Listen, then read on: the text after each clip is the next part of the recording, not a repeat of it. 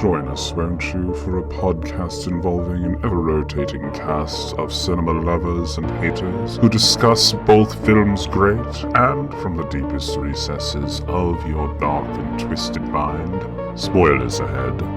Welcome to another episode of Cinematic Anarchy.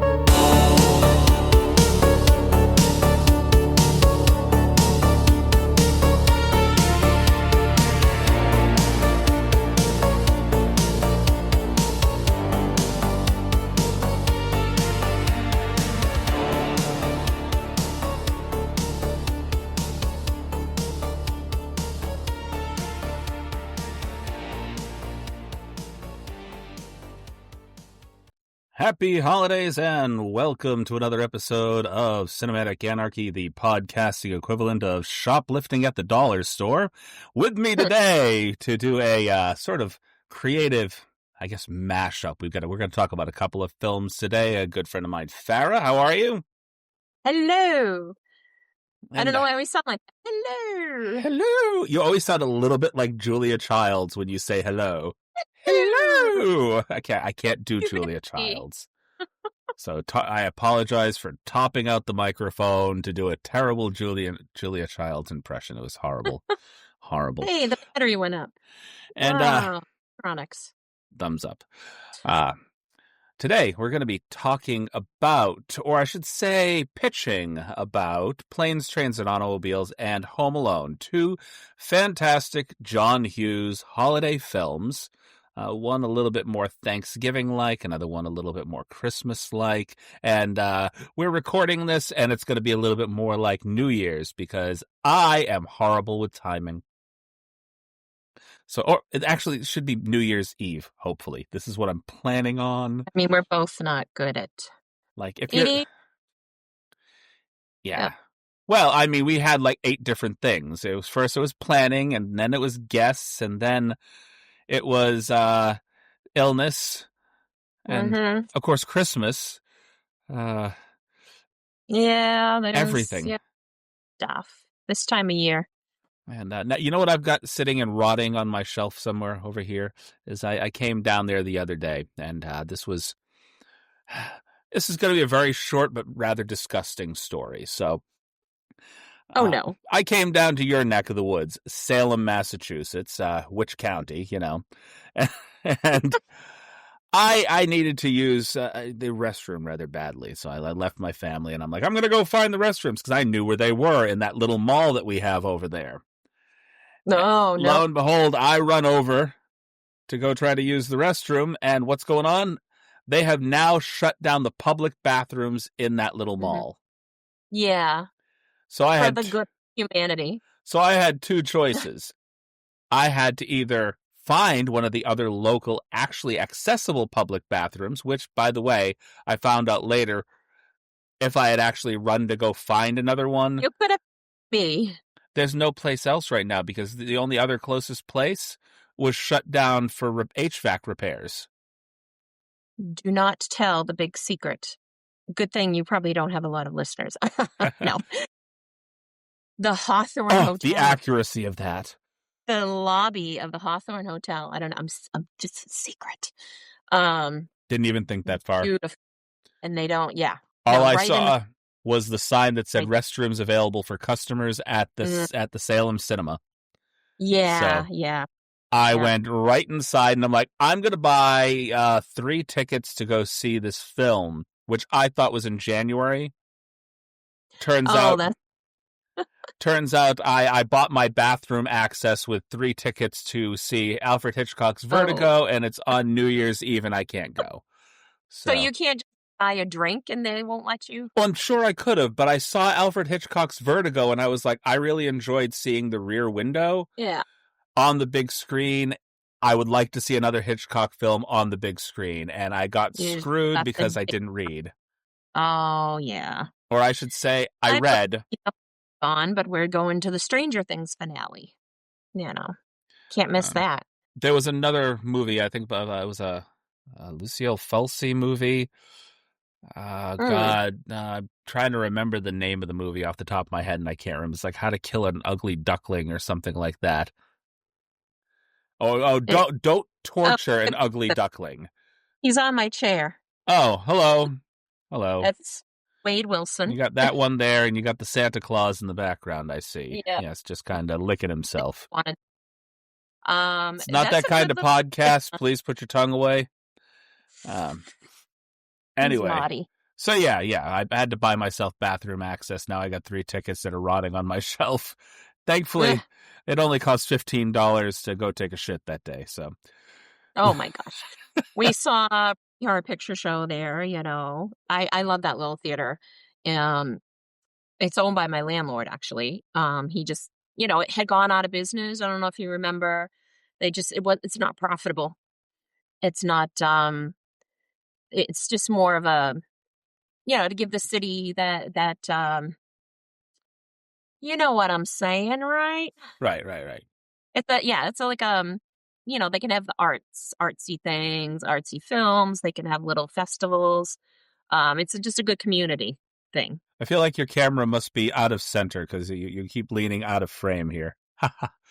Sorry, I don't.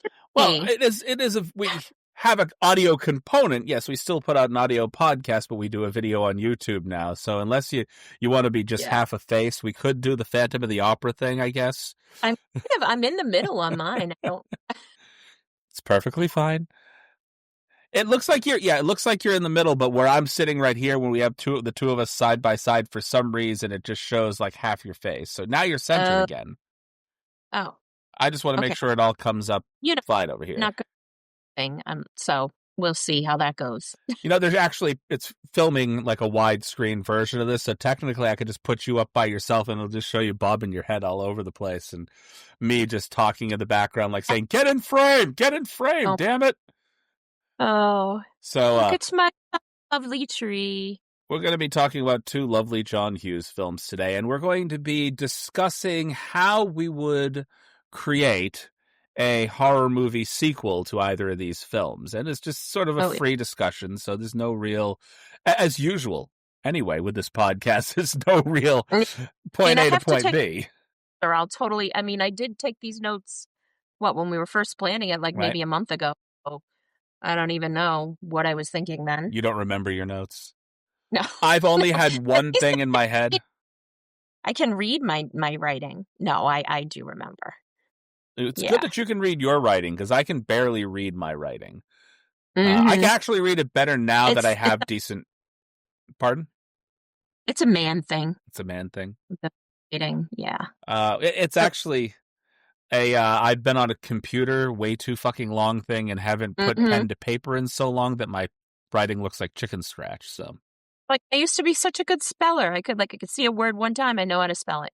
Now, simple words that I always known, I'm used to autocorrect. Right. So you don't have to know. You can shut off your brain. I prefer to refer to it as auto mistake because it always seems it knows exactly what I said, but for some reason with 2 or 3 words in everything that I say, it decides to go, did you mean to say this? Right. And you've seen that little meme. It's like, no, Siri, I did not mean ducking brass pole. Well, I had to change my shortcuts. So if I write FK, it'll change it to fuck or FKG. So that way I don't get, it doesn't get changed to duck because, Right. So I can actually abbreviate it and it'll spell out the whole thing. I remember years ago, I talked about The Walking Dead so much, I would just put TWD. And then one time, and it would come up The Walking Dead if I just put that. One time I was sending a text to my boss and it ended up inserting The Walking Dead when it was supposed to be the. I just remember how embarrassing. Please ignore that. My autocorrect hates me. It absolutely despises me. Oh, that was such horrible. I have to tell people I'm having a minor stroke all the time. Just don't ignore that. I'm having a stroke. Jeez. Right. Are you really having a stroke? No, I'm just arguing with my phone, which is close to having a stroke anyway. So. Yeah, definitely. I'm of that age that they could almost believe it. So I have to tell them, no, wait, no, I didn't actually have a stroke. No. Oh, right. Yeah, I know. How will you know it's just like, how are you going to know when I get Alzheimer's? I'm not going to know. I don't remember things anyway, so. Exactly. I'm like, Alzheimer's? What's that? Yeah, I think that was from from Seinfeld. I think it was like George. It's going to be a nice slide into dementia. Yeah, a nice gradual. So You know. we're going to go ahead and Anyway. briefly discuss and start with Home Alone, the Macaulay Culkin, John Hughes film about the very annoying child that gets left home alone by his parents. Yes. Don't know it, then where have you been? I remember watching this when I was younger and kind of liking the film. Yeah. And after watching it as an adult, I feel like those parents did.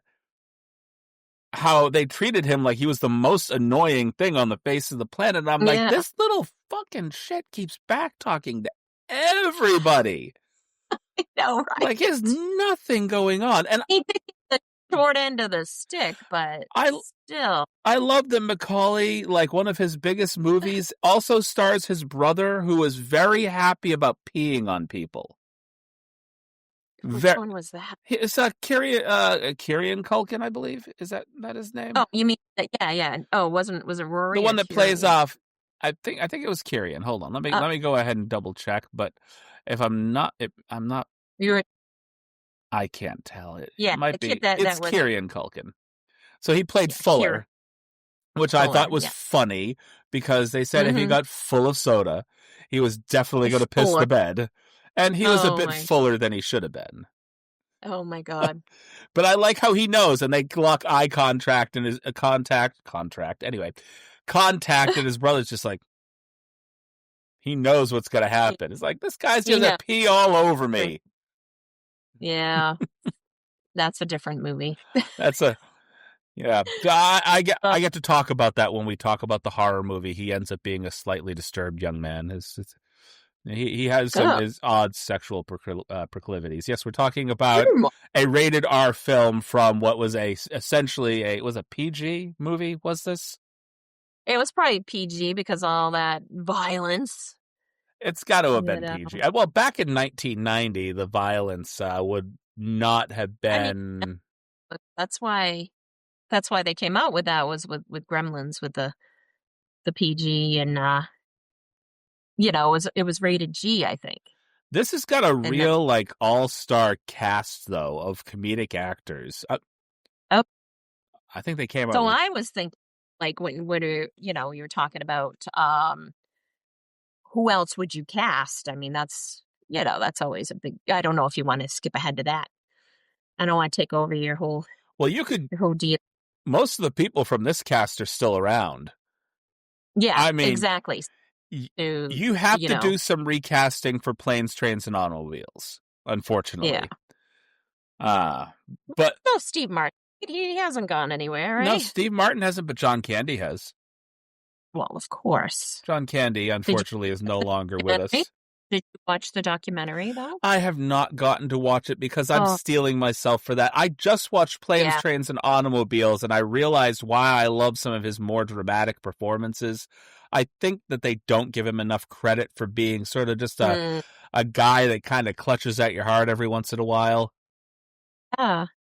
I wonder sometime what his dramatic turn would be if he was still around, After about 10 or so years, I'm sure he would have, started with the drama roles. Well, if you look at some of his past roles, there was actually a lot of drama interlaced with his comedic performances. Like, he always felt like a real human being, no matter how goofy he was. Yeah. I mean, obviously, there were some films that were a little bit more goofy than others. Delirious being one of the ones that pops into mind. I don't have that. If that's the one that I'm thinking of, it's the one where he plays. I might be thinking of the wrong movie, but I think that's the one where he plays a soap opera writer that gets hit on the head and ends up falling into this dream world where he thinks that he is now in the soap opera and he can write himself into the story in any way that he'd like. Oh, wow. That sounds good. Yeah, I mean, most of his movies I haven't seen since the 80s. So, except for Planes, Trains, we have to watch that every Thanksgiving. So let me ask you how many people you recognize from this film. Oh, like, I don't know. Most of them. Who's this guy that plays Santa? He looks The one that plays Santa? Oh my God, I have no idea. I didn't even look up who Santa was. Because, the first person that popped into my head, that I'm watching the movie, and I'm like, is that Pete from Pete and Pete? The redheaded kid. who and what? The guy, Michael Morona, plays like the Pete Jr. or whatever, or Pete Sr. or something. Oh, I never saw him either. Whenever I come on your show, it makes it sound like I've never seen anything. He's the older Yeah, Pete. I don't watch movies. I'm just, I don't even own a TV. You don't even own a TV? Seriously? No, I've never been to a movie before. Santa was played by Ken Hudson Campbell. I don't know a lot. There's a lot of things that I do recognize. This guy, I only recognize him from one or two other things. I think he was in a TV show or a movie called Wonder Park, but if I'm not mistaken, he was the guy from this TV show called Herman's Head. Oh, I remember Herman's Head. So, one of my favorite TV shows, yeah. Yeah. Oh, yeah. He was like the kind of guys party, or guy party man, like in that. He was like the guy that made all the bad decisions. Actually, I think most of them played. I don't remember anything about the show. You don't remember anything? I feel like it wasn't a show like that. Wasn't there another show where it was a guy's head? I don't know. Oh, I'm sure there's plenty. A lot of crazy shows back in the 90s. So, as we were saying, we have this. I got on over here. That's why I'm like, on mute. Well, I've got terrible memory to begin with, so I'm sitting here like, okay, well, what we were talking about is Home Alone is a 1990 American Christmas comedy film directed by Christopher Columbus and written by John Hughes. Go ahead. I'm sorry. We can't even call it an 80s movie. It was 1990, 1990, right? Yep. That was a 1990 Christmas film. Probably filmed in Oh, definitely filmed in the 80s, but yeah. How old were we? We were older than Kevin. In 1990? I was 13 years old. Yeah, I'd have been 12. God. No. My kids. Oh. Yeah. Wow. Let's see. 1990. I'm like doing math in my head. I'm like, yeah, like 13 years old, man. And like, wait, no. Yeah. Wait, yeah. That was before Essex Aggie. If I wasn't 13 years old, then I would have been 23 years old, and I've missed a decade worth of birthdays, so I'm fucked. Oh. I lived in Alabama then, I think. Did I? Yeah. I still lived at home. Yeah. Yeah, you still lived at home? Still with my parents at 13 years old. I hadn't quite moved out. You weren't home alone yet. I don't think I moved out. I think my parents kicked me out. They're like, hey, you live. But it wasn't like a good kick out. Like, it was one of those as far as I can throw him kind of kick outs. So they kicked me out into the garage outside. So I made the garage into my own apartment. Because absolutely nobody in my house was using that garage. It was literally just a place to put clutter. Well, that's that's every boy's. You get your own little. Yeah. Well, I mean, I was never home alone. Which actually that's bullshit. I was always home alone. Yeah. I was gonna say too. God, I remember being 8, 9, 10.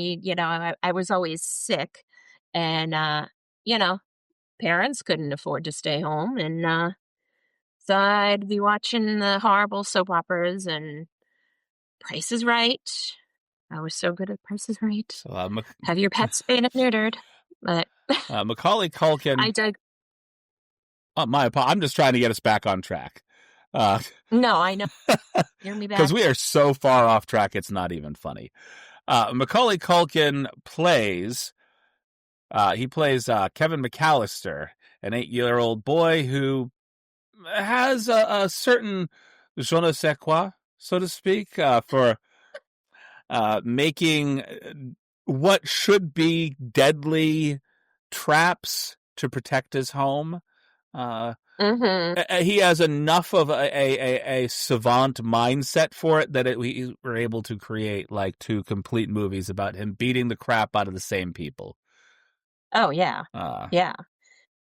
Did you see the most recent Saturday Night Live skit where, I think it was Ariana Grande, and she plays Kevin, and, like, it shows, like, what would actually happen. I'm sorry, am I you are drifting? drifting. What would It, like, oh, it was like that he hadn't taken down all the booby traps, and his family comes home, and they're getting, like, decapitated and stuff, and, like, it's all bloody. Oh my god. I was never really a big Ariana fan, but she's funny. yeah. She can be. She's growing on me. I'd actually, you have to send me a link for that. I'd like to see that if they have it anywhere. That Yeah. would be Yeah, it's on hilarious. on Peacock or YouTube And in case even. anybody's wondering, in the background, we have my wife talking to my cat, who is apparently he's harping for his food. It's 8:13 my time, and Oh, that the 2 of them are sleeping on the we bed. both have cats. There's too much cat in this podcast right now. Everybody loves so. Yeah, I mean, I love cats, but I also love It was like, keeping my ADHD ass on check because I am yeah, horrible. Horrible. I think I we've know. talked about we're 20 minutes in. I think we've talked about Home Alone for a minute and a half. No, we 20 minutes, Yeah, really? we're 20 minutes in, and because that's how terrible I am at Wow. this. Okay, so do you want to know my pitch? Well, first I want to ask a couple of questions before we get into the pitch. Because are we gonna pitch on each one, or are we gonna pitch on both at the end? Um, whichever, you know. So, what was your first experience with the Home Alone movies as you drift off into the sunset again? Uh, I know it Hey, doesn't look uh, like it on your end, so I have to be like, yeah, hey.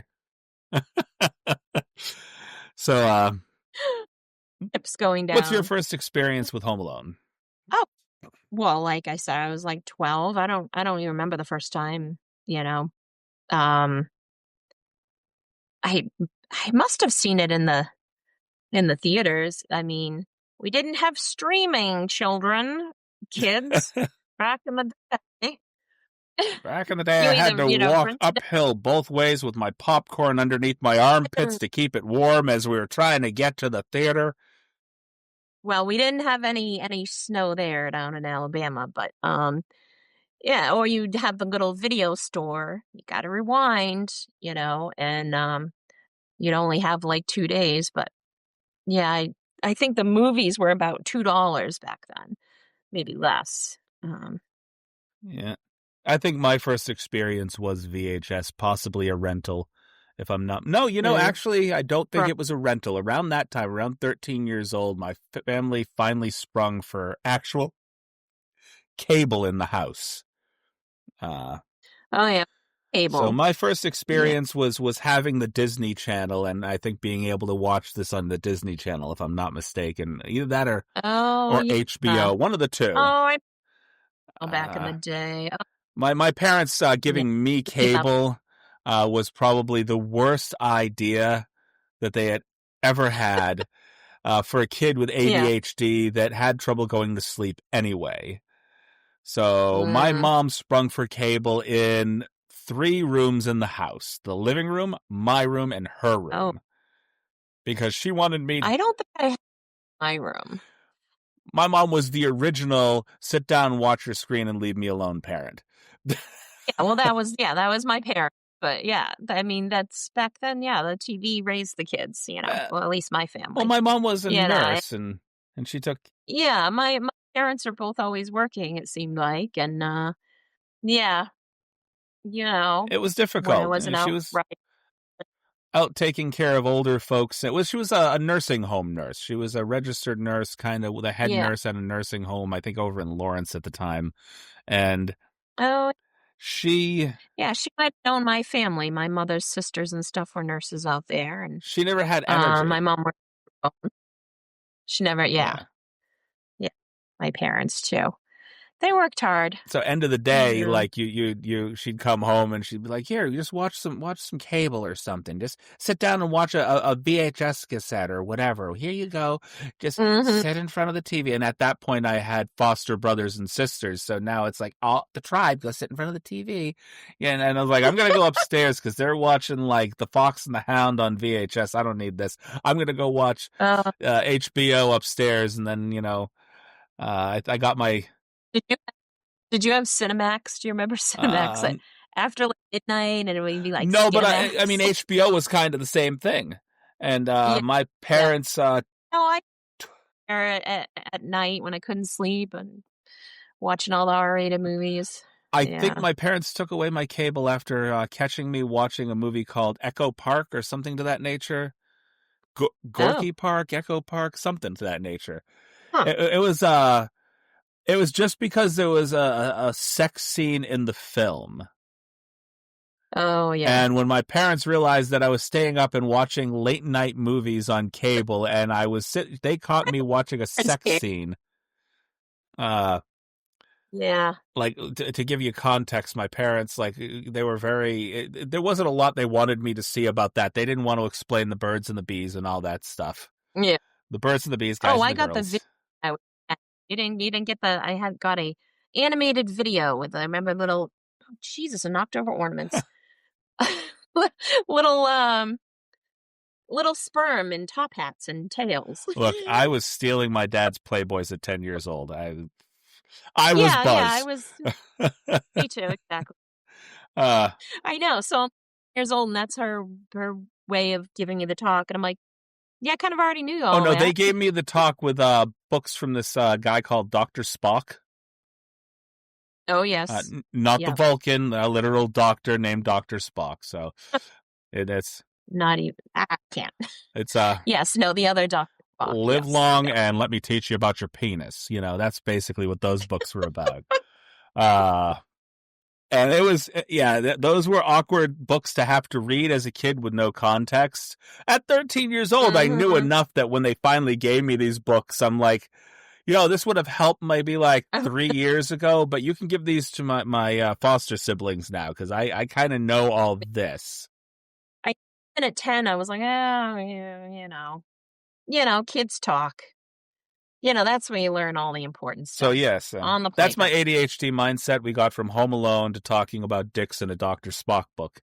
I The second film that we're trying to sort of come up with an idea for is Planes, Trains, and Automobiles, also by John Hughes. So these are both John Hughes films. Which totally forgot you said that before. Before we filmed this, I was like, oh yeah. So, grumpy Steve Martin and overly lovable but kind of buffoonish John Candy making a cross-country trip to get back to their families for the holidays. But also in Home Alone, the same kind of thing where he's a traveling guy, yeah. And so they're both on the road, both on the road all the time. Yeah. But sorry to just interrupt you. No, there. it's all right. It turns out that John Candy's character in spoilers in Planes, Trains, and Automobiles is on the road because his wife had passed away a while earlier, and there's no home for him anymore. Even home doesn't feel like home to him, so he's always out. So he's not reminded of what he lost, and that was one of the most touching John Candy performances I've ever experienced. What was his line? I like me. And then that's what they named the documentary. I like me. So they named his documentary. And he as they say in the documentary, he was very protective of Macaulay. Right. He knew the father was, abusive, allegedly. I need to get and that he was always very protective of him. I have to get a keyboard that doesn't come over the microphone here because I'm just sitting here clacking on the keyboard, and I know that they have silent key keyboards. Oh yeah. I think Morgan's laptop is silent. My tablet, I have a silent one too. I like me. My wife likes me. My customers like me because Yeah. I'm the real article. What you see is what you get. One of his most famous lines, Del Griffith is his name in that film. Mm. Um, My favorite. Oh, I was so sad. yeah, That was one of the first and only times I saw my dad cry. He was definitely he was like a John Candy, you know? it's one of those Yeah. performances, and I actually have to go in and rewatch it again. I own it on 4K. Like, that was one of those films that is not necessary to have in 4K, even remotely. Oh, Because, I yeah, mean, yeah. what more are you gonna get out of 4K on that? Not even 4K is. I was shopping for a TV today, and I was like, "What is this 4K?" And technology is lost on me. You know, do I really need 4K, 4 of them? 4Ks? Do I even have 1K right now? Right. I like how he prefaces the beginning How of it like, many Ks do I- well, what you think what you want about me, I'm not changing. And I think Yeah. more, there's a lot of people that do that without as much heart now. Because that's the whole Yeah. mindset of the don't give a fuck society. Like, everybody's like, Yeah. I don't give a fuck. I'll do what I want. I like me, blah, blah, Mhm. blah. You don't like me, I don't give a shit. There's no heart to it anymore. You know, this guy is like, Yeah. I'm the real article. What you see is what you get. He literally likes himself. I think that a lot of people that do that don't give a fuck attitude don't really even like themselves. They're like, I don't care if you don't Mhm. like me. I mean, I don't even like me, but you know what? You don't have to put up with me. I do. Ah, cat's throwing things everywhere. I can't help you with the Hellcat. I don't know. Whatever. Uh, As long as everybody's alive, nobody else is passing out. do you Anyway, have any first experiences with this film at all? Can you remember when you first saw it? again, probably not the movie theater. You know, that was a rare. It's funny, there's a few movies I remember actually seeing in the theater, but that I'm sure was with my dad. Oh, and I just I just looked up, and when I see the picture of my dad and me at it's probably 8, about Kevin McAllister's age, because I'm in my son's room and I didn't realize he has all these pictures of my dad. But Of so John Candy always reminds me, of the two you know. John Hughes films, which one do you think came first? Planes, Trains, and Automobiles or Home Alone? I know they were really close in time, weren't they? It was a probably maybe Planes, Trains, and Automobiles. I have a feeling that was Yes, 80s. that was 1987 to Home Alone's Oh, 1990. Okay, oh, yeah, okay. honestly, Planes, Trains, and Automobiles It had was more of an 80s feel. John Hughes was very busy, and John Candy John you Hughes know. had done a lot, like Yeah, things that I didn't even realize he had done. yeah.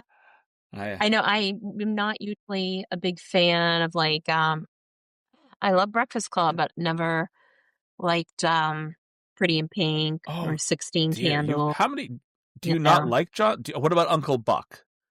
Come on, another John Candy. I that since I was a kid, but I remember I liked it. Maybe I'll have to watch it That's him again. taking. Get That's what's his name? Macaulay Culkin's film with yeah, John Candy, which is fun. yeah. It's several together. Come on, he's got a They ton of stuff that he did. Like, yeah. actually, I believe he. I'm looking at it right Who now. John? So, we have Weird Science was a big film for him, if I'm not mistaken. I think I saw that, but don't remember much. He wrote the screenplay for the 101 Dalmatian live film, Oh, really? also for Flubber. There was a version. You didn't know that Glenn Close did a live version of 101 Oh Dalmatians? God, yeah. How could I forget? Yes, yes. You Oh, scared and of me. course there was also the one a few years ago with Emma Stone. Let's see, Dutch. Have you seen Dutch with Oh, Ed O'Neill? was that Ed O'Neill? Why did I think that was Chevy Chase? No, no, no, no. I don't Okay, maybe you haven't seen know. that one. Career Opportunities, National Lampoons, Christmas Vacation. Oh yeah. Well, I mean, yeah. Uh, You know who I got to work with at Rhode Island Comic Con very briefly? Miss Beverly oh, D'Angelo. and she was a sweetheart. And she had one of the lovely, not an ugly Christmas sweater, but one of the ones that I think her character wore, like it had like reindeer, the classic sweater. What about? She still looks good for her age. I'm just going to rattle off a few She's more. What about Some Kind of Wonderful? Oh, Haven't nope, seen that. didn't see Ferris that one. Bueller's Day Off. Oh, of course, I love Ferris Okay. Bueller. See, That was so you like a lot more John Hughes than you thought. Yeah, I like the comedies. I've always been very averse to romantic, rom-coms. So if anything even remotely seems romantic, like, that Love Actually, I'm like, oh. That was not one I want to watch. There are rom-coms that just slap you in the face with rom-coms. That's a Christmas movie, but Die Hard isn't. Excuse me? Not for nothing, but things like 16 Candles and Pretty in Pink, I love them because they are so fucking implausible as teenage rom-coms. Yeah. Right? I don't know how he was was in the mindset of the teens. He was like a teen and he was probably in his 30s or 40s, but I like implausible, like, how the hell would this actually ever happen in real life kind of rom-coms? And you know why they're never going to happen in real life? Because 90% of what he writes is not in the real world. No. He creates a whole other universe. Like Shermer High doesn't even exist. Yeah. The building does, but not the actual. But it's still recognizable to us when we were teens. You had detention. You had, None of that was recognizable to me. You never got left home alone at 8 years old and I tried to murder. I wished my parents away, but they always came back like a fucking boomerang every day. I was a latchkey kid. I was one of those kids that got dropped off at home and parents weren't home till almost 8 o'clock at night because they worked long hours. Oh, Mom came home late and exhausted from the nursing home. Dad came home late and exhausted from numbers and drinking way too much and pretending he's straight. So, I know my dad was not straight. He loved my mom to death, but he was not a straight guy. There was no way. No way. Oh. Wow. He tried too hard to be the kind of guy that would hit on any woman that would move. He drank a lot. He hit on everything, even with my mom sitting right there next to him. Hit on every woman in existence. Oh. But I could tell with two different things. And don't judge me for making this judgment on my father. I never knew this. Don't judge me for making this judgment on my father. But when he is home, no, of course not. First of all, his favorite thing was always to watch. He watched a ton of British comedy, like every British comedy that you could think of. But his favorite was Are You Being Served? My dad too. He particularly Monty Python too. My dad was a big Monty Python fan. He particularly. How did this turn into a Mother's Day? Hey, whatever. We're talking about John Hughes, and then it slipped into this. Me outing my father post grave, mind you. He's already passed away, so I mean. I know. Talk about our dads. So rest in peace, Mister. But actually, probably rest in whatever you're doing down there. He did some stuff, but he. Oh no! He was an accountant for 2 strip clubs over in Saugus. He's the Golden Banana. Oh, the Golden Banana? The Golden Banana? Oh, the Golden Banana. Free publicity for the Golden Banana. My 21st birthday. It's not still there, is it? But he was. I don't think the Golden Banana's still there. Yeah, Golden Banana, the Cabaret, they're all over there still. Yep. Hey, come on. Cabaret still there? I guess I don't get out much anymore. Businesses come and go, but there's always business. You're kept alive by the girls that were pissed off at their dads and want to get revenge. Yeah. Yeah. The girls with the daddy issues, unfortunately. That's what keeps all that alive. And those places always have clients.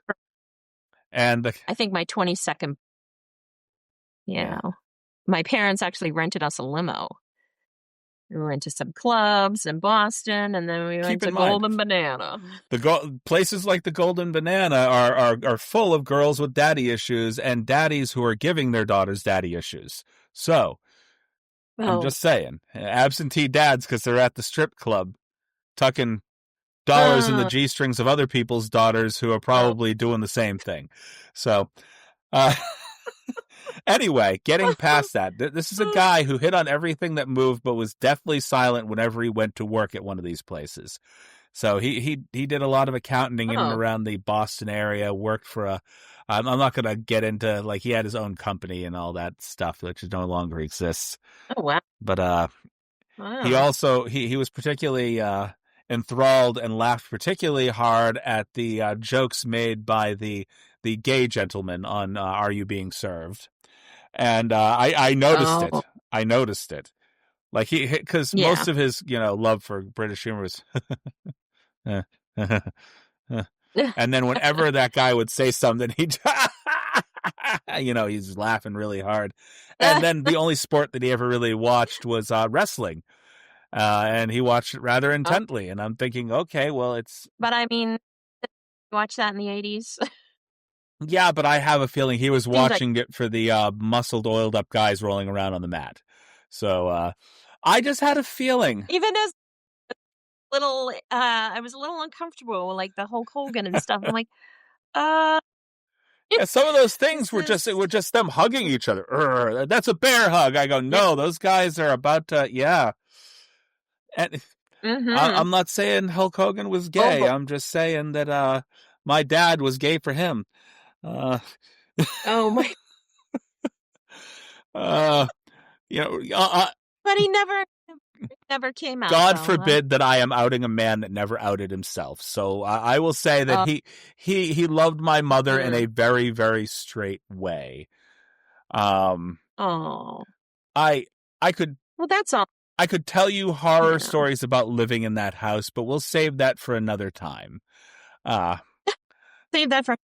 I'll save that for when you're not expecting me to tell a horror story, and then I'll leave you with nightmares.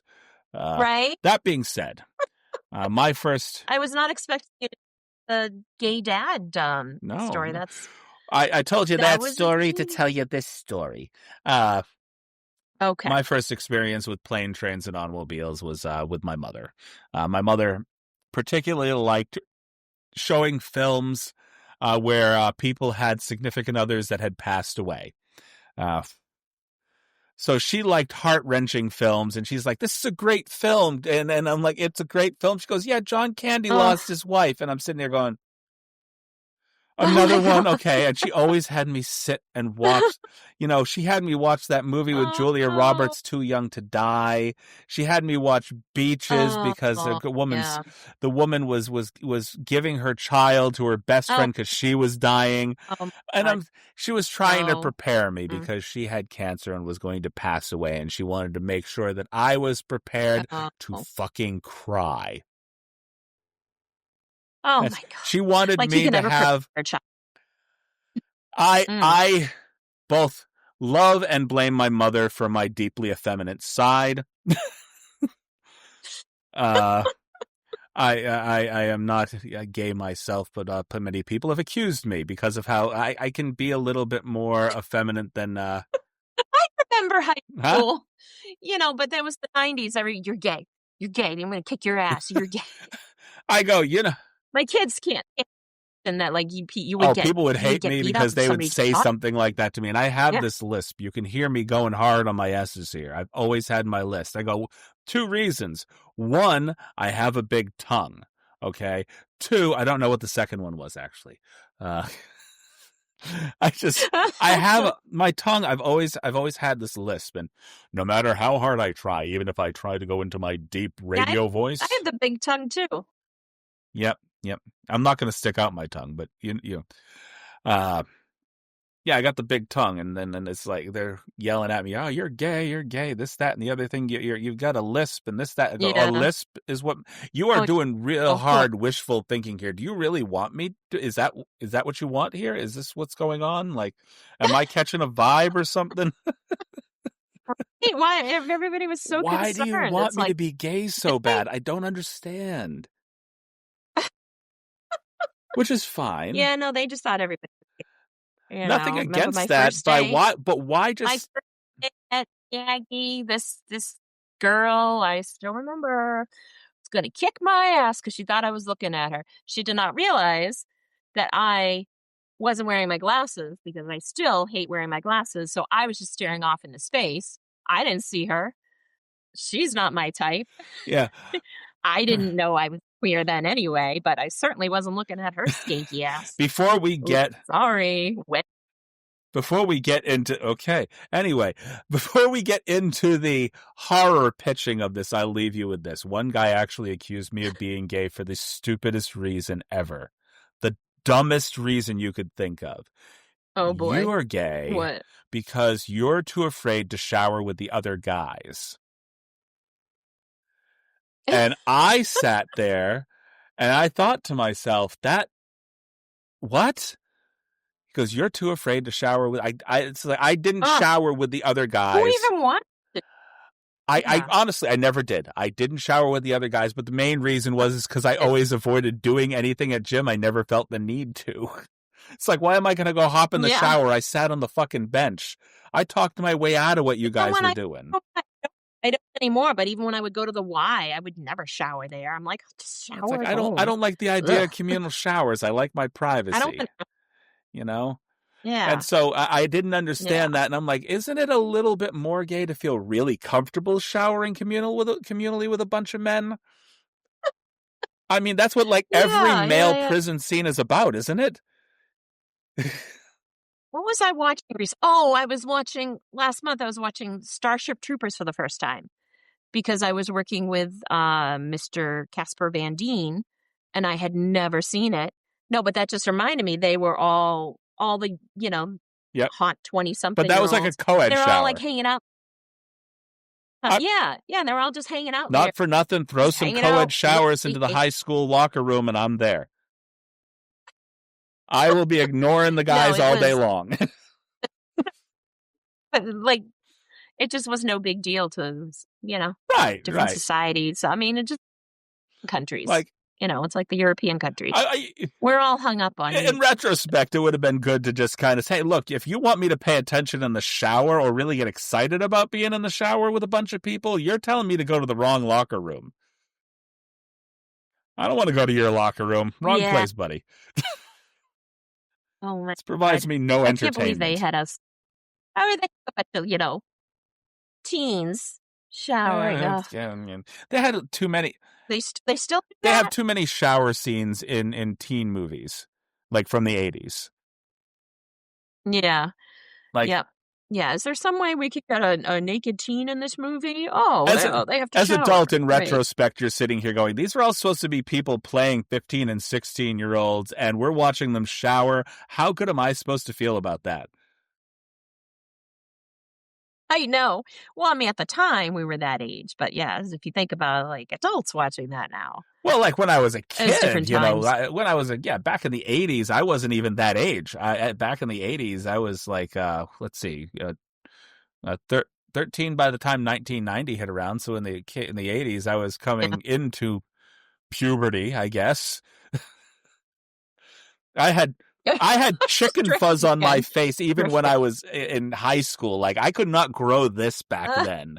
Back then, I had just that wisp of hair that most people don't. You were very, very blonde. Anyway. I was very blonde. Yeah. I had the long blonde hair. I was a stick figure at 155 pounds. Now I look like the thing that ate me back then. Look, that's that thing over there that ate Chris and wore his skin. My endocrinologist recently did not realize that kids back then, you would get bullied for being overweight. I'm like, she wasn't from this country. Right. And I'm like, yeah, it was the 80s. Of course they bullied. If you were different at all in any way, it was, yeah. So to actually get to the point of what we're recording. Was there a point? We had a point. We're going to actually talk about the horror movie pitch for both of these films. You've got your notes. I've only got one note because I couldn't think of a way to turn this into I couldn't think of a way to turn Trains, Planes, and Automobiles into a horror film off the top of my head. Oh, I did. You did. I had would a love to brilliant hear idea. that. My whole thought process went directly to Macaulay Culkin growing up to be an absolute sociopathic killer. Oh my Well, you're God. talking about a kid who made some exception. If you watch any of those videos way back when about the doctors looking at these things that happened to Marv and oh God, now I'm gonna sit here. What are the guys' names? Marv I know. and what? Is it Harry? Marv and Harry. Harry and Marv. Harv and Mary. Marv. Marv and Harry. Harv and Mary. Marvin. So, Marv and Harry. That's the sequel, yes. I don't think Marv and Harry comes out as in retrospect. So it'll. In retrospect, I think what we look at is I'll give you my pitch for Home Alone, and then you can give me your pitch for Planes, Trains, and Automobiles, and then we'll kind of meet in the middle. So I think with Home Alone, Kevin McAllister was never right in the head after the first day. He was traumatized completely by having been left alone and having these robbers and having to defend the house. And so something snapped in him back then, and he went through, he was making all sorts of traps, everything from the blowtorch to the heated, you had the heated doorknob, you had all the glass ornaments on the ground, the tar and the nails. You had ice, feathers. It was very close. He did so much to these guys that they should have been dead. And I think they did die. Oh, yeah. I think they got killed. Oh. Parents found the bodies shortly after getting home and finding their son at home after having been home alone. Oh. The sequel to Home Alone 2, where he gets basically lost in New York, I believe is his parents finally getting him back from they basically gave him some antipsychotics. He had been through a bunch of therapy after this. He basically had to talk through. He didn't understand that he killed these guys. He thought they escaped or got taken away to jail. They didn't get taken away to jail. They got taken away in an ambulance and then later died from their injuries. The second movie sees him thinking that he sees Marv and Harry again, but it's two homeless people defending their home, and he ends up killing these people with the second set of traps in New York. I believe that I might have lost Fara momentarily. Dear, oh dear. So basically, I am going to wait to see if she pops back up.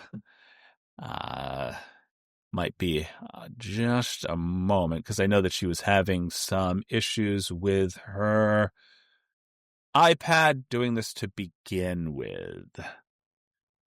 So, you know what? We're going to go ahead and take a very quick break, and we'll go ahead and see if we can get Fara back, and we will continue to discuss Home Alone, potentially 6, the psychosis of Kevin McAllister.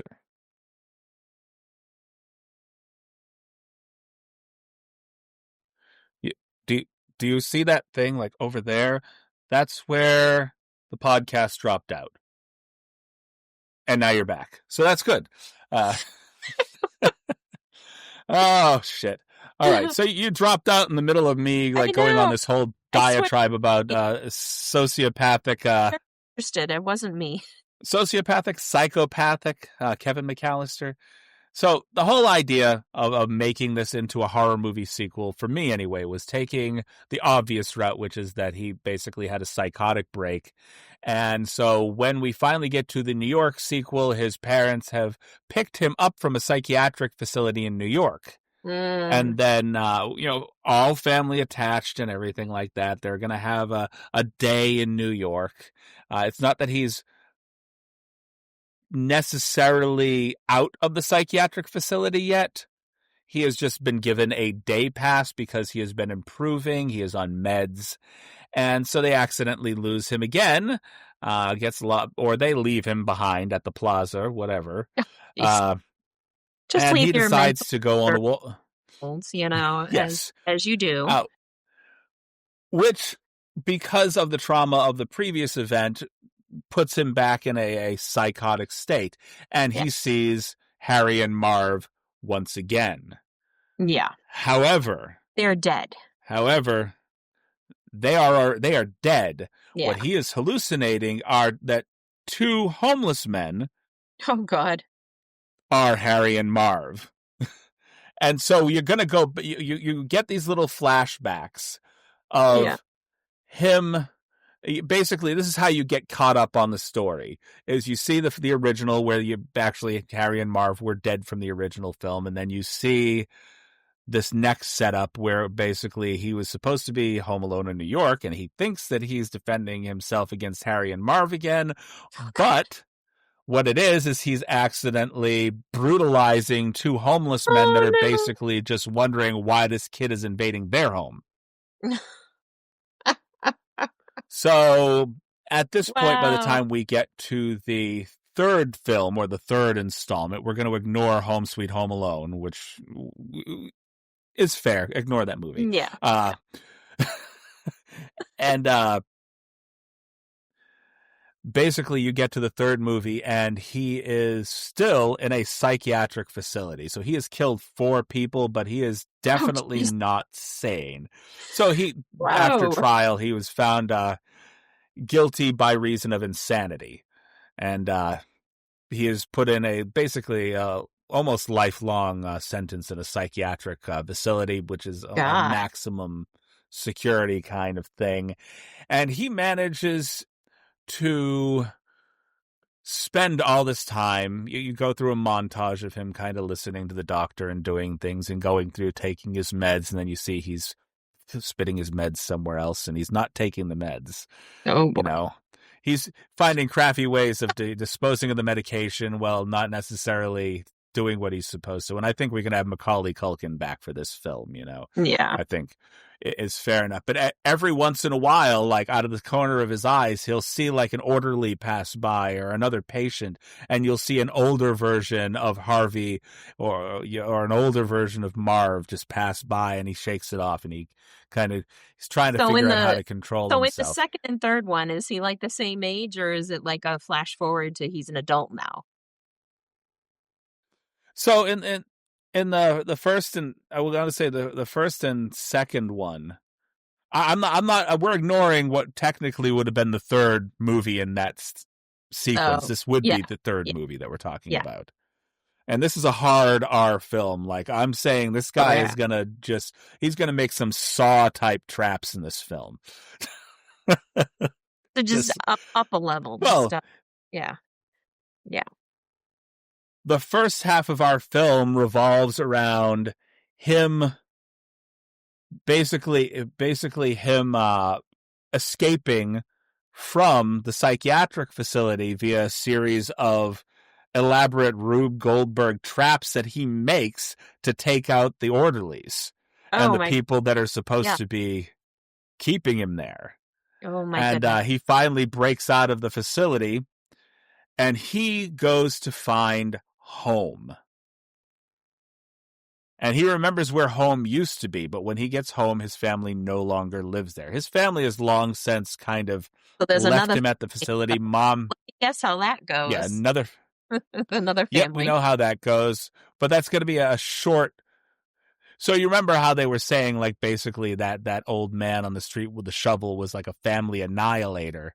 Yeah. And then Buzz was making up a thing about him, like, killing all sorts of people in town and then just hiding out there. Well, essentially, Kevin becomes what that old man was supposed to have been. And then flash forward, and he's out there with the shovel, and the kids are talking about. But I feel like this whole thing happens in the snow, and the next thing you know is that you see him with the canister, the same jacket, the canister, and the shovel, just shoveling salt and snow on top of these people in their backyard, and then moving on to go that'd be- find his actual parents. And Catherine, I want to say, in this film, Catherine O'Hara, her character is no longer alive. She basically kind of died of being brokenhearted about what happened with her son. Oh, we're going to go real dark here. Yeah. The father and creepy Uncle Frank still live together. Oh, God. Frank And the freeloader. And Frank the freeloader, right? Oh, hated him. And this is... I only have traveler's checks. Yeah, okay. Right. This is where he basically has his final psychotic break, and Frank and his father have to defend their home against Kevin McAllister, thinking he's defending his home once again against older versions of Harvey and Marv. Because, like, basically most males to him, every time he sees a guy, it looks basically like Harvey or Marv to him in some way or another, you know. So, like, he'll see his dad, and he's like, no, you know, it's like imposter syndrome almost, to the extreme. Wow. So it's basically a battle of wits, because this is where he got that to begin with. He got it from his dad, who has been medicated all of his life. Oh, really? Against this kind of psychosis. You know, you would not expect. That's no, he didn't even tell his own family.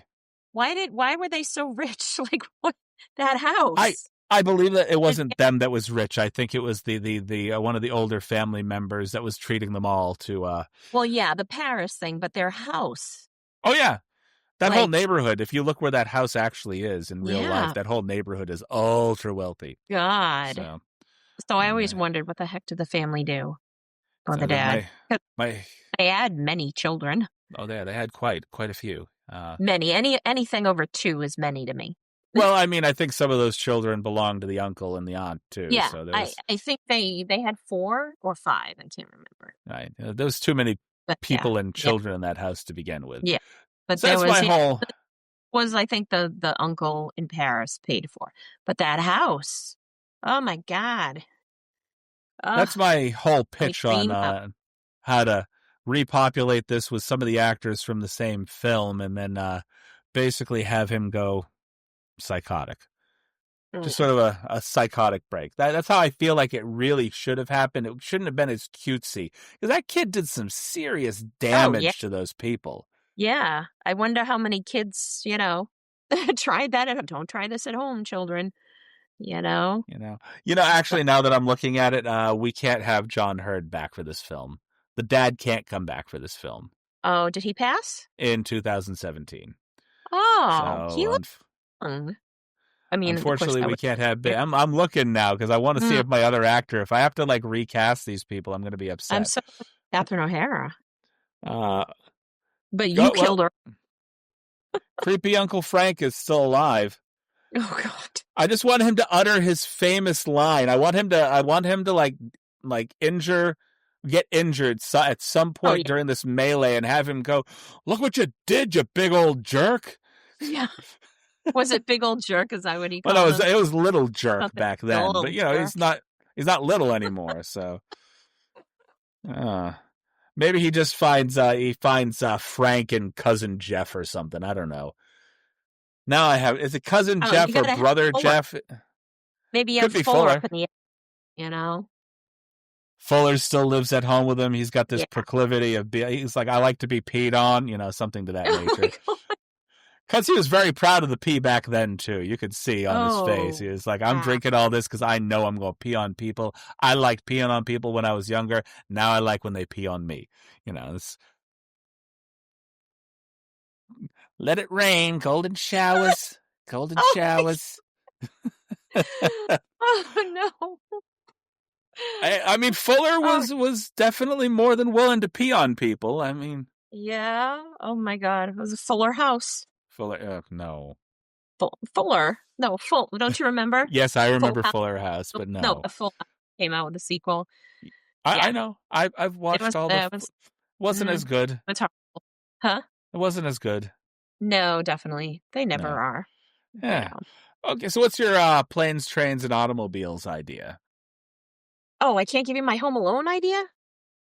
Oh, okay, you can give me both because I had no planes, trains, and automobiles prepared. Well, Home Alone, I didn't really think out like you did, but I'm obsessed with Terrifier, but I'll never watch it more than once.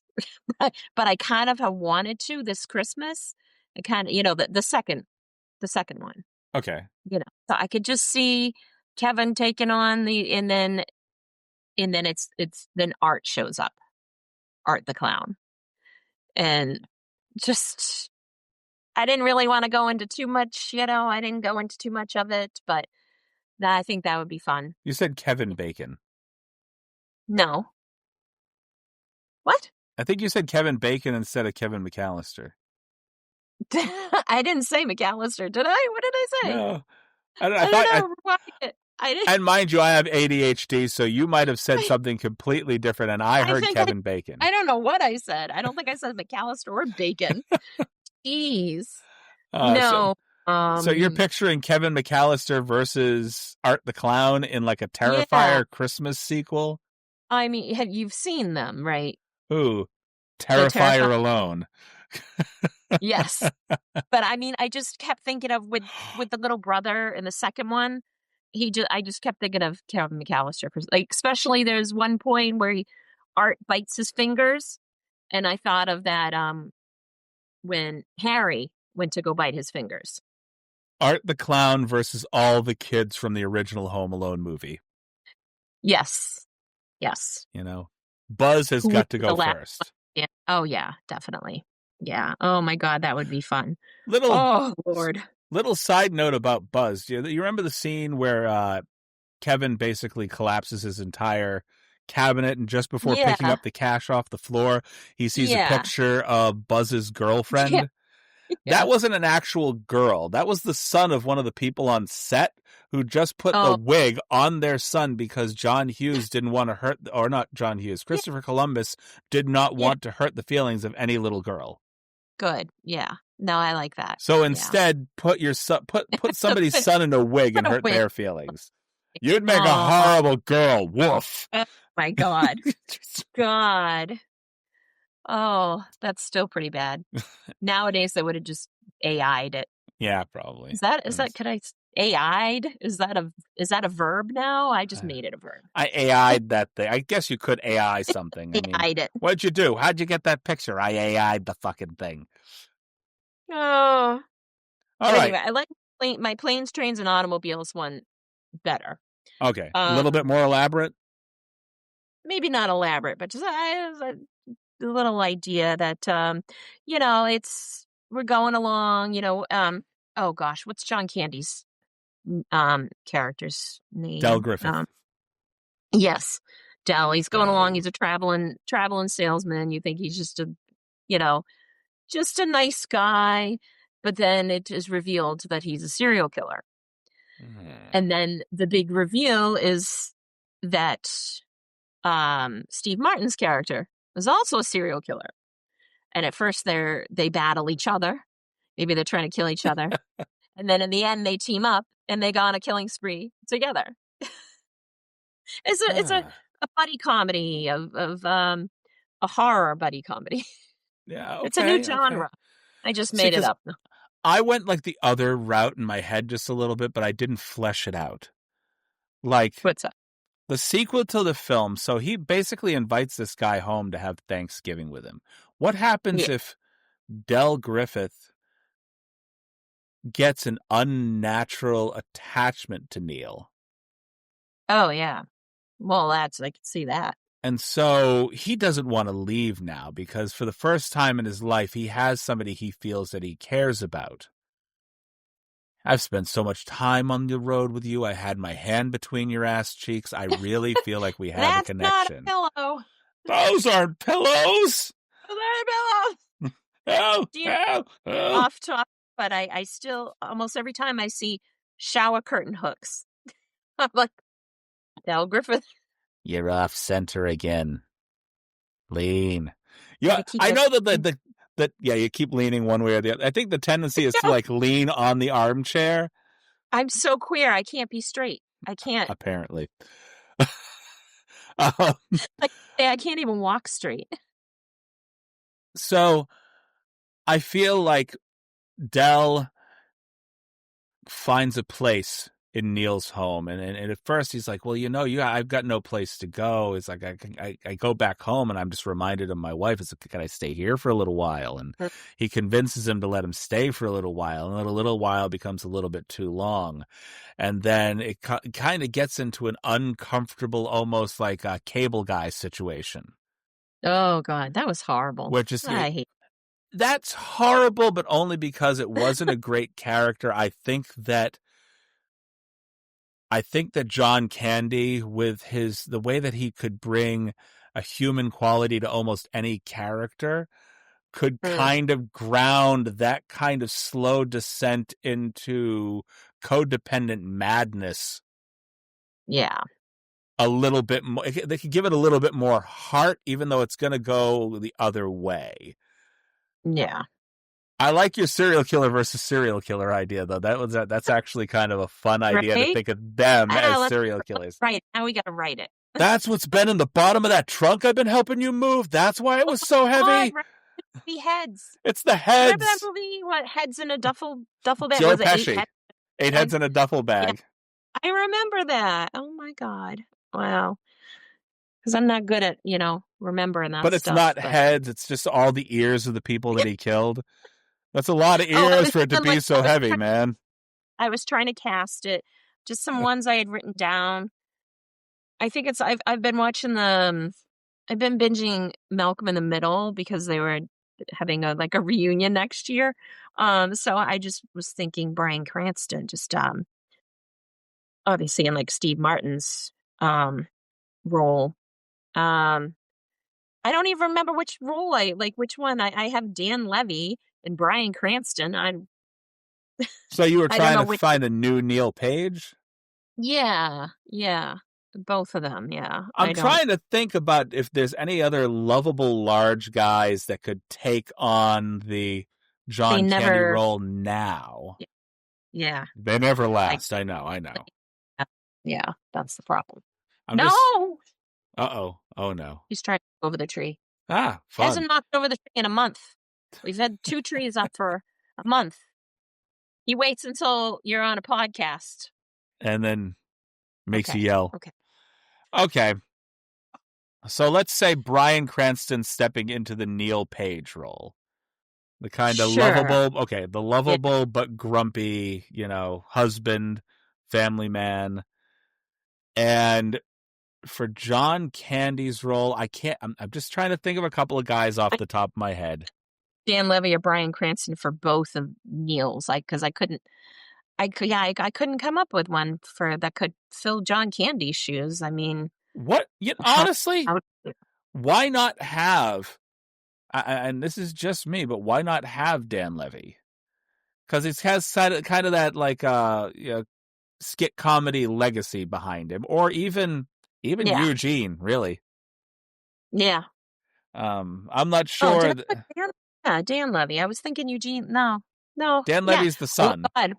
2 of them together, the father and son. I mean, you could definitely have Eugene Levy with Dan as his actual son in the film. Oh, the little kid grown up. But I'm trying to. There's not a lot of people that I could think of that could pull off that kind of heart outside of oh God, what is his name? No, I was thinking not Artie Lang. Artie Lang is good. He's funny, but he's not like a heartfelt funny. I've never seen him do anything that would give you a little bit of heart. Yeah. Now my brain is I'm gonna be pissed off when I see this. Oh, what about Gabriel Iglesias? What about John Goodman? Yeah. Oh yeah. John Goodman being sort of the Del. He is getting up there, kind of being the Del Griffith. Now I'm going to look up something because no, that's not what I meant to say. I'm looking up something in Google because I had a guy's name in my head. Oh, that's who I'm thinking of. What about either Jon Favreau No. or Kevin I James? don't know. Nah. Kevin James is overrated. You sure? Yeah. I don't know. I used to like him in King of Queens. But I don't know. Kind of soured on him. Kind of soured on him a little bit. I don't remember why. Or just, you know. I'm trying to think of some people like right off the top of my head. There's some people that, Yeah. I mean, obviously there's some people that would fit a little better than others. James Corden wouldn't really work. You know, Randy Quaid doesn't even really look good for the role anymore. He's in his 70s. No. Oh, yeah. I'm trying to think of actors that could pull off something that has sort of a heartstring pull, and I can't think of anything off the top of my head because, honestly, not for nothing, actors right now tend to be deeply typecast. Like, they fall into roles now, and there's very little versatility to them, and a lot of times that versatility seems... Actually, I've got one. Now I've got one a little bit. He needs to put on a little bit of weight. He needs to go... But what about Vince Vaughn? He's a big guy. I used to be a big Vince Vaughn fan. I used to, yeah. He's a big guy. He can do the whole pulling of the heartstrings thing. He's a fast talker too, you know. He needs to put the kind of energy that he put into Brawl on Cell Block 99, though. Like, he put in some serious energy for that role. Oh. Have you not seen that? I've never heard of it. No. Oh. I recommend that film only because the brutality of the film and his dedication to playing this reformed Nazi character in that film really kind of surprised me. Like, I did not know that he had that kind of depth. Wow. Only one other actor that I can think of that has the ability to pull heartstrings, and he's been in quite a few things, but he kind of falls into a lot of obscure roles. Might be a perfect breakout for him. Eric Stonestreet. Oh, yeah. Yeah. I think that might be a good... He's a good comedic actor, but he also has the ability to kind of pull heartstrings. I just don't think that he's had the best dramatic roles presented to him. Yeah. And I think maybe he could pull off the Del Griffith role. I'll probably remember right after we get off here. I'll be like, oh, yeah, so-and-so, he would be perfect. But yeah, I just... You can't think of anybody? Tough act to follow, you know. There will never be another John Candy. No, asking anybody to step into the shoes of a formerly John Candy-led role is going to be difficult. Yeah. Like, you would have to immerse yourself, and I don't think a lot of people... I haven't seen a lot of people that have that kind of versatility right now. They all are very heavily typecast. Well, the Home Alone, I just wrote down a bunch of names. I don't know if you want to hear any of those. I don't even remember what I was thinking. Well, for Kevin, you know, being a big Stranger Things fan, the new kid, dipshit Derek. Okay. So talented. Now, I could see him in 30 years being a John Candy.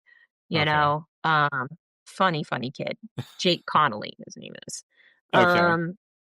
For Marv, I had Adam Sandler and Jim Carrey. I don't know what I was.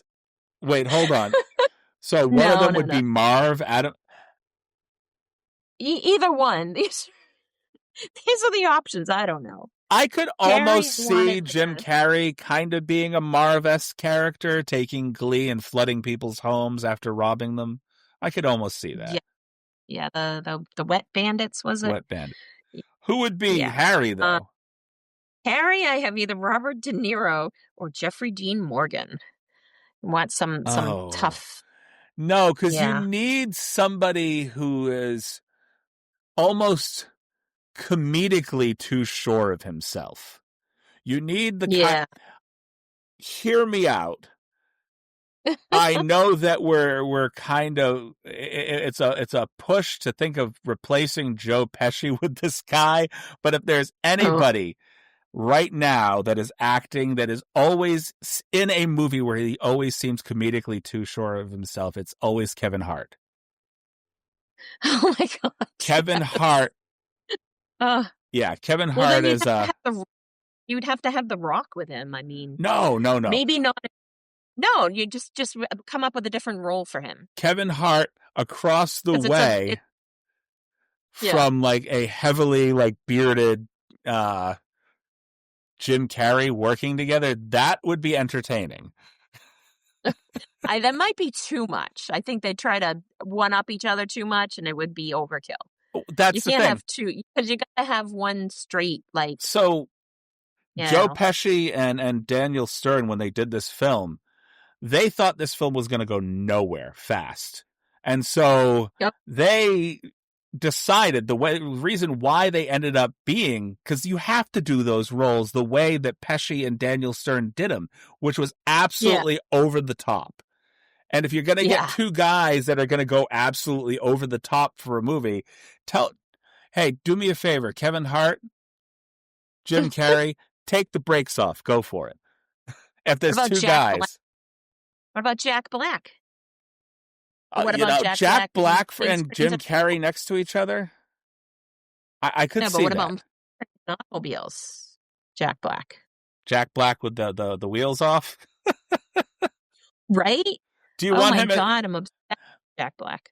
I mean, Jack Black has the stature for it, too. I think that he's shorter than Jim Carrey. So you want somebody that has almost the stature of a Joe Pesci.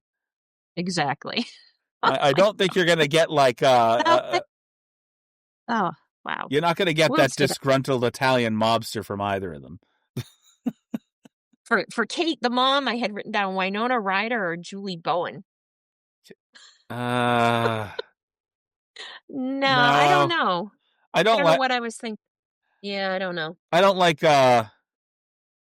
Winona Ryder for that Julie Bowen. I kind of see. Yeah. Maybe. I was thinking of like frazzled mom, because I was just thinking of Joyce on Stranger Things. I was, and Julie Bowen was always on Modern Family. Was always like. Sadly, there's not a lot of people that can pull that Catherine O'Hara energy. Yeah. There's not a lot of people that can pull that energy. No. So you got to think of, what is her name? I keep doing that, the what is her name thing. There is somebody off the top of my head, and the first person that Allison Janney, as like she played. Oh my God. Love her. I think she would be the perfect mom. Just absolutely frazzled, especially after her. Not age-wise. Oh, she wouldn't fit. She could fit. She's in her 60s or 70s now. Is she? Yeah, she's got to be in her 70s. Yeah. I mean, she looks fat. Yeah, I guess she is kind of. Okay, maybe a few years ago, Allison Janney could have done that. Yeah. Because that was the first thought in my head. Yeah. Okay. Yeah. Somebody who could do frazzled and panicked almost as well. What about her counterpart, her daughter from that TV show Mom, Anna Faris? Oh, Faris, yes. Yeah. Oh, do you remember in the Scary Movies? Yeah, I remember. Yeah. I think Anna Faris could pull that off with no problem. Good. Okay, good. We cast it. We're good. Okay. We got it. We didn't cast the Let's dad. Call their people. Who's going to be the dad? I didn't even think about the dad because he's that inconsequential. You just call a John Hurd character inconsequential. Wow. What did the dad do? Like, it's okay. We didn't forget anything. Like that. My new fishing hooks? You made those with my new fishing hooks? The Christmas ornaments. Well, the ones with the dried guts on.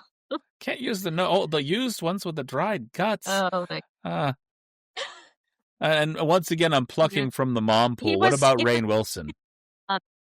He was too laid back. He's like, oh, whatever. What about Rainn Wilson? Yeah, I could see that. I do love Rainn Wilson. There's a lot of actors that could do that Well, yes, role, I but you're think. asking for an inconsequential character that could fade into the background and do nothing. So, Yeah. because I the mean, focus but is really on the mom and Kevin. yeah. He was just the counterbalance of, she's and he's just, well, like at the end, well, we just took the morning flight that you didn't want to wait for, It's like, And that's like me. I'd be like, oh, I'm gonna run there, and he's like, well, we'll like take the everybody early. got there at the same time. If he had just I know. left with us, everything would have been fine. But And just no.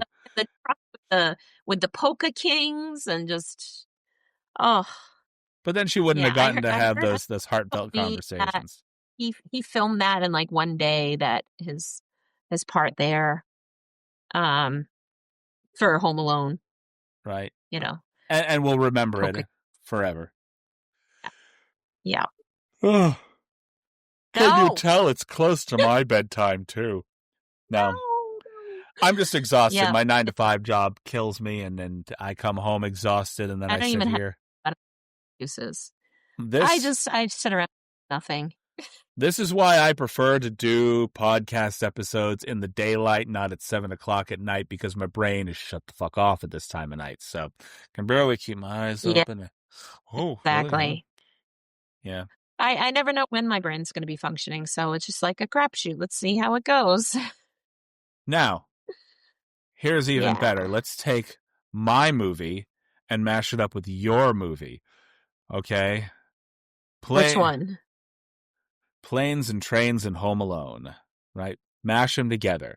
We have Kevin McAllister having grown up, psychotic, escaped from the loony bin, killed all of the people that are keeping him in. All right, in an elaborate set of almost Saw-like bloody, Rube Goldberg traps. Escapes Yeah. and runs across Del and Neil, the dueling serial killers. The serial killer, yes. And then, oh my God.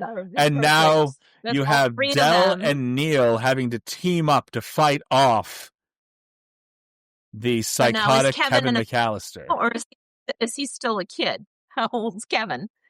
I think it'd be funny. Let's make, if we and mind you, like we could make it at around the same time that John Candy would have still been alive, and put Kevin McAllister at a between 14 and 16 years old, like a teenager. A disgruntled sociopathic teenager. Psychopathic sociopathic teenager. Across the country? Are they in New York City? Doesn't really matter, but they've joined teams. It's a killing spree across country until they rest at the plaza in New York. Then they kill somebody there. Kevin McAllister is coming back to take out the concierge that pissed him off so badly and ended up turning him into the police. Oh, what wasn't that? That was Tim Curry. Yeah. Oh, yeah. Okay, we still have Tim Curry, but he's just not acting. We still have Tim Curry, but we're not going to put him through that. I don't know why my brain went to Alan Rickman, because they're both such iconic actors that sometimes I mix them up. Because you wanted to see Alan Rickman dress up as Dr. Frankenfurter, I'm thinking, possibly. Yeah. Well, Morgan's what about the can you see the poster? Oh, I can see. I saw that when you first Rocky Horror. Oh yeah, I've raised him well. I'd say the new concierge is now Anthony Head. Oh yeah, I can see that. So we basically have a showdown in the Plaza Motel with Anthony Head basically at the center, trying to fend off all three of these people and get some sort of police presence back to. Get some sort of police presence there, and lo and behold, who shows up? Come on, another Christmas movie, one more Christmas movie, just to throw it into the mix. Come on, you know the guy that Alf will show up. Alf. No, Will Ferrell. no. Come on, it's another 80s/90s Oh, it's Christmas 80s. movie. Come on. Gotta John be McClane. Gremlins. Oh, Bruce of course. Willis, John McClane. Come on. Of course. Yeah. No, but can we have Gizmo just like make a little cameo? He's, you know. A Good Day to Die Hard, Home Alone on Planes and Trains. Just this whole spoof. Oh my gosh. I don't know. You get John McClane and Al Powell, Reginald Vell Johnson, just teaming up to take out these guys. He's still around. He's got to be still around. Reginald right? Vell Johnson? Yeah, I think he's still back around. All the 80s shows. You know, they're bringing back all the 90s shows. Let's bring back some 80s shows. I think he was still doing the Die Hard thing up until 2008. He was still playing Al in those movies. Wow. Oh, wow. So, oh, my God. Yeah. Now it's Grandpa Al, but it's still Al. He's still around, yeah. Yeah. Yeah. He's about as old as Allison Janney. So. We're all getting old. All right, well. Are we almost wrapping up? Oh, yeah, we're wrapping up right now. I was about to do that. You're like, are we almost wrapping up? Yeah, sure. I was about to start that. You called me out as I was about to open my mouth. Oh, Santa Pussy. Hi. Anyway. Sorry. You just have to say hi. All right. Gratuitous pussy shot. I see. I know. Sorry. We're not doing the basic instinct thing. Put your pussy away. Oh, no, don't. Stop. All right. So, thank you again for joining us for another Christmas. I think this is 3 years in a row that we've done Christmas movies with you of some sort, if I'm not mistaken. Last year? What did you do last year? Did we not do Elf last year? We did Elf the year before. The year before. I could have sworn you did a Christmas movie with us last year. I'll have to go look it up. I could have sworn it was 3 years in a row that I had you on scene for a Christmas film. Well, we'll I'm see. Always around. I could be wrong. Yeah. And Christmas movies are always fun to do. But outside, without any other words that I can really say about it, thank you for joining us again here today. We'll have you on for some more stuff, hopefully with a few extra people involved, because I always find it tough to do a one-on-one thing. I like to have more voices. I would have loved to have heard like 6 or 7 other people give their takes on what they think a horror movie based off of these two things would have been. There's a lot of pressure for me. I'm like, I didn't plan enough. Under pressure. You need more people. A little bit of David Bowie. Yeah. You can find our podcast on YouTube, Spotify. We are on Facebook. We're out in the Twitterverse, which is now the Xverse, I guess. So you can't tweet us anymore, but you can definitely send us your excretions. And ew. Well, that's what you do over there. I mean, what is the X version of tweeting? It's got to be an excretion. I don't know. Tweet, though, don't send me an excrement. Excrement me out. I don't know. Never liked it. I certainly don't like X. No. I don't like any of them. Well, honestly, I like them all. I don't care who's running the thing. I try to ignore all the extra, because there's bots everywhere now. All sorts of people rage baiting. It's like, I don't even use Instagram that much. No, I use it I got my old lady I got the old lady Facebook, I'm using too much social media for the mental health of my entire family. Oh, yeah. Yeah. I'm the please put your phone down now and pay attention to your family dad guy. Right. So, it's bad. But on behalf of myself and Fara here, thank you for tuning in. Go ahead and like, share, subscribe, all those wonderful things. Usually you say it at the beginning of the podcast, so they do that because most people don't make it 2 hours into one of our podcasts. So, oh my God. And if you are one of our listeners, thank you. thank you for listening. Thank you for putting this on. And as Must Be is so fond of saying, and because I forgot what I actually wanted to say because it was 3 podcasts ago and I didn't fucking write it down and I didn't bother listening to the podcast. Drink some water, you thirsty bitches. I mean, that's what it is. It is what it is. We've gotten to drink some water, you thirsty bitches, and I need to take my own advice because my throat is sore from too much talking. And yeah, okay, bye. Bye.